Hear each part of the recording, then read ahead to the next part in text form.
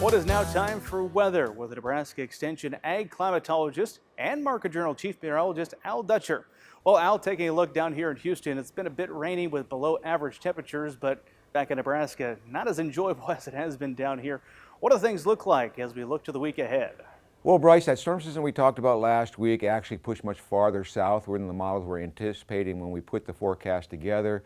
So we've seen the most of the precipitation fall across Kansas all the way through basically central Texas and westward into the Panhandle.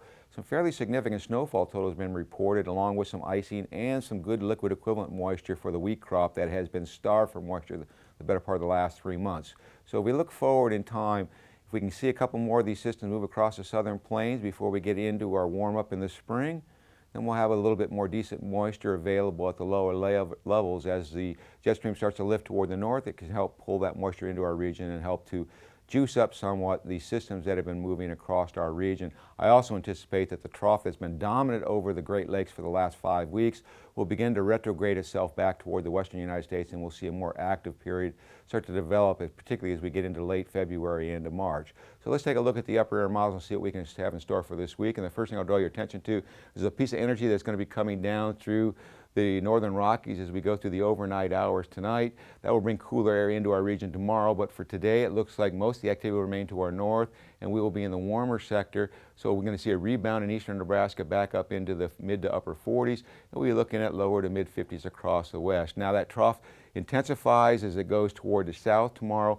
bringing that colder in. With the coldest of those temperatures in northeastern Nebraska, probably be looking at the mid 30s to upper 30s with lower 40s across the east, and in the southwest probably lower 50s. Just a slight chance for some flurry activity across the western Dakotas. Now as we go into Monday, we'll see the ridge trying to build back in as this trough quickly exits. That will allow our temperature to rebound back up into the upper 40s across the east and probably the mid to upper 50s across the west, as most of the flurry activity takes aim at the lower Ohio River Valley. Now on Tuesday, another piece of energy comes through. It doesn't look like this trough is going to dive down as deep, so most of the cold air will remain across the northern portions of the Mississippi River Valley. For here, we might just see basically a status quo on our temperature, or a slight cooling by about 5 degrees, with most of the precipitation well off to our northeast. On Wednesday, we see the first signs of another Arctic blast trying to make aim at the upper Great Lakes region. But for us, again, we don't see that cold air coming in until we get well into the day on Thursday. So we should see some consistency in our temperatures on Wednesday, 40s to 50s in the west. On Thursday, the Arctic air really starts to make its way in, clipping northeast Nebraska. I think our temperatures are probably going to drop back into the 30s across the east. We're probably going to be more into the 40s across the west. But once again, we're going to be lacking the precipitation that's being concentrated around the Great Lakes and Ohio River Valley region.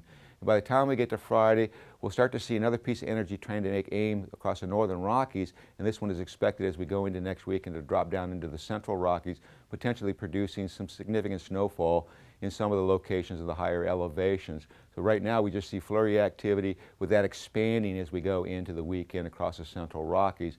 As we look at the 8 to 14-day forecast, brings colder than normal conditions next Thursday through the following Tuesday, as that trough being consistent across the east. And in terms of precipitation, with that wave moving in, we do see a chance for above normal moisture, particularly across the Panhandle of Nebraska.